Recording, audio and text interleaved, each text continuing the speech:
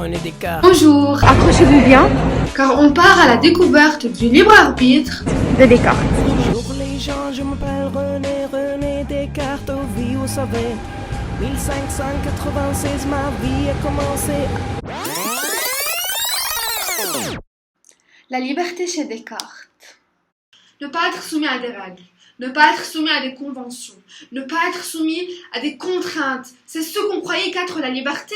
Cependant, Descartes, philosophe du XVIIe siècle, réfute cette opinion selon laquelle la liberté réelle serait le pouvoir de faire ce que l'on veut, et il définit alors 2 degrés de liberté. Les degrés de liberté chez Descartes.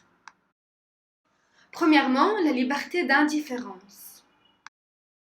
Descartes nomme liberté d'indifférence lorsque nous n'avons pas plus de raison de choisir un choix plutôt qu'un autre. C'est ce qu'on appelle aussi l'irrésolution. Et dans la liberté d'indifférence, il n'y a aucun choix qui est bon ou mauvais. Tous se valent. Mais pour Descartes, ce n'est pas être vraiment libre de choisir au hasard ou selon les circonstances. Il faut savoir que la liberté d'indifférence s'applique aussi lorsque les raisons de la décision se valent, entraînant ainsi une possible indifférence de l'individu à leur égard. Selon Descartes, l'acte n'est libre que s'il résulte du choix de notre volonté. Cet exercice de la volonté qui consiste à faire ou à ne pas faire quelque chose, c'est le libre arbitre.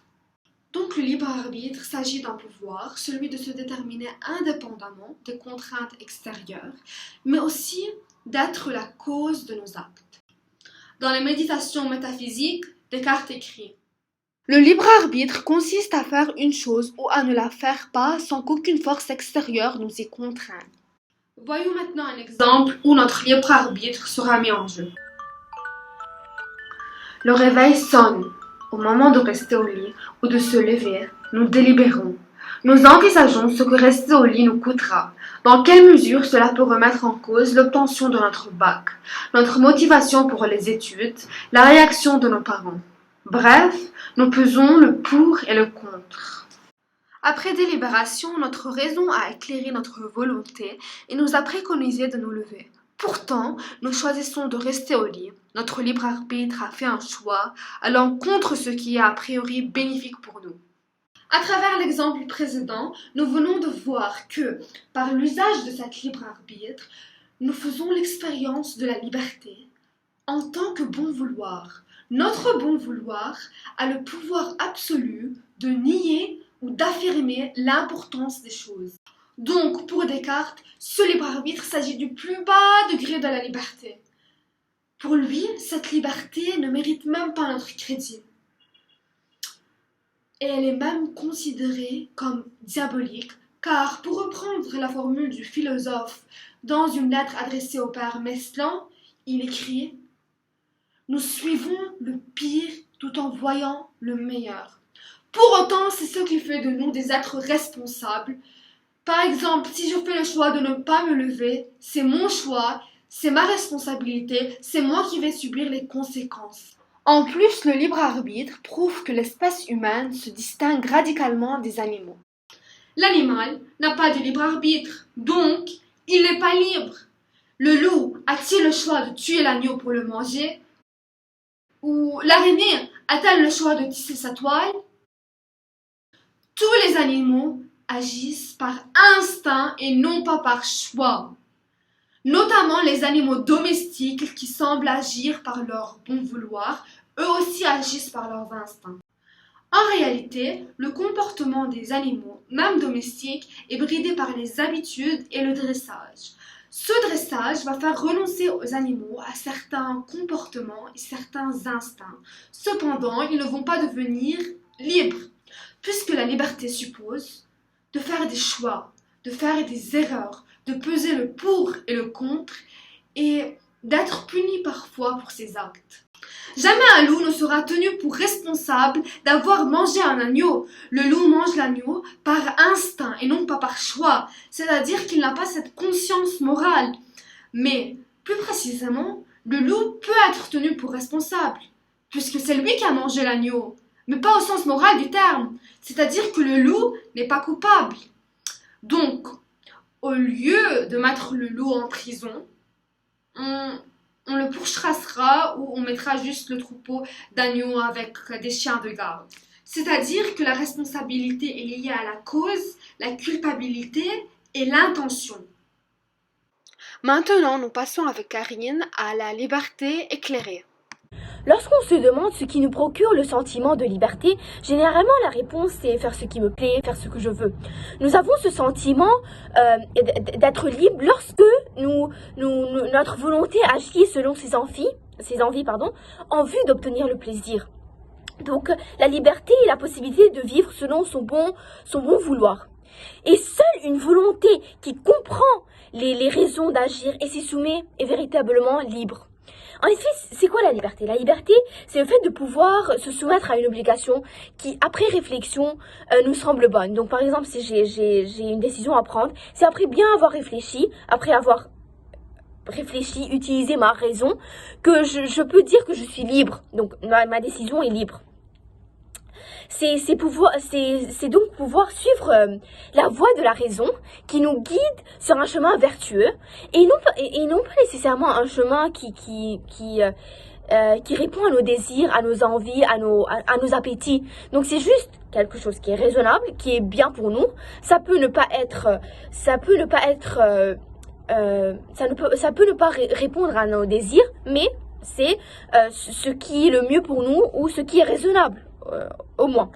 Et donc en choisissant ce qui est raisonnable et non nécessairement ce qui nous plaît, nous faisons preuve d'une liberté éclairée. Et là, cette liberté éclairée, Descartes, c'est le niveau le plus noble de la liberté de Descartes. C'est une liberté qui demande à être cultivée et elle prend du temps à évoluer.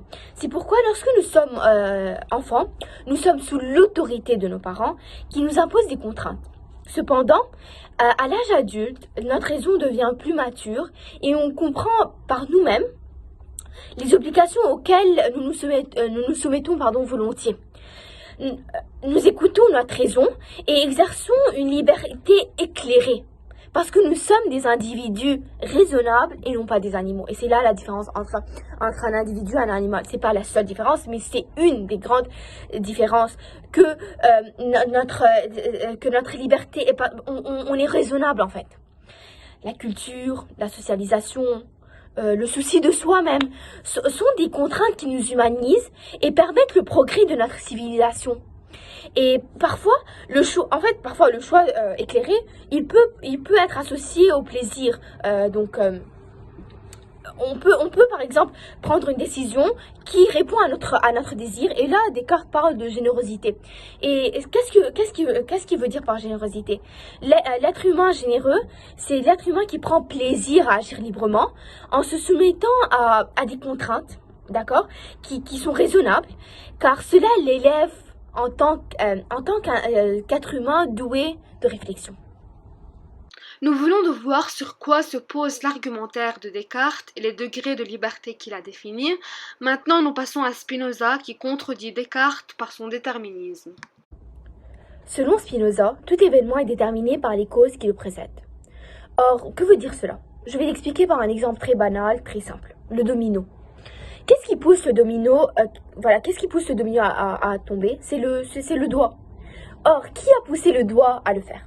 C'est là qu'intervient la loi de la causalité, selon laquelle un effet a nécessairement une cause. Spinoza va se demander, à ce niveau, pourquoi la volonté serait une exception à cette règle. Il considère que la volonté exerce un libre arbitre sans être poussée par quelque chose d'autre et impossible et miraculeux. Or, que veut dire miraculeux? Miraculeux, c'est tout ce qui contredit les lois de la physique. C'est pourquoi l'être humain se prend pour un miraculeux, voire un petit Dieu qui interrompt la causalité et se pose comme créateur tout-puissant de son acte. Pour Spinoza, le libre arbitre relève donc d'une croyance religieuse, tout simplement. La liberté, définie comme le libre arbitre, s'oppose à l'idée de nécessité et de déterminisme. De ce fait, si tout ce qui se produit dans l'univers se produit selon l'enchaînement nécessaire des causes et des effets, il n'y a aucun sens de parler de libre arbitre. Parce que celui-ci suppose d'admettre qu'il y a de la contingence. Et qu'est-ce que la contingence? C'est en fait c'est l'éventualité. C'est la possibilité que quelque chose arrive ou n'arrive pas. Je vais donner un exemple très banal, très quotidien. Si je dois manger une pomme aujourd'hui, c'est parce que tous les critères de la manger sont réunis. Mais je pourrais très bien ne pas la manger, rien ne m'oblige. C'est la conséquence des causes qui relèvent des lois de la nature tout entière. Nous avons presque instinctivement tendance à croire que nous sommes maîtres de nos pensées et de nos actes.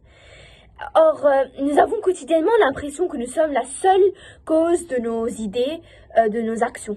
Cela nous paraît évident.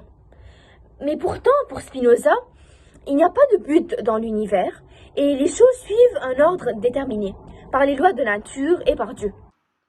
Conclusion. Pour récapituler tout ce que nous avons dit, la liberté ce n'est pas faire ce qui nous plaît, mais c'est faire des choix libres et conscients. Descartes avait défini 2 degrés de liberté, la liberté d'indifférence qui a le degré le plus bas et la liberté éclairée qui possède le degré le plus noble. D'ailleurs, Descartes a donné sa propre définition de libre arbitre et ensuite Spinoza a opposé son déterminisme au libre arbitre de Descartes en supposant que ce libre arbitre est juste une illusion. Merci beaucoup d'avoir pris le temps de regarder cette vidéo. Nous vous disons au revoir.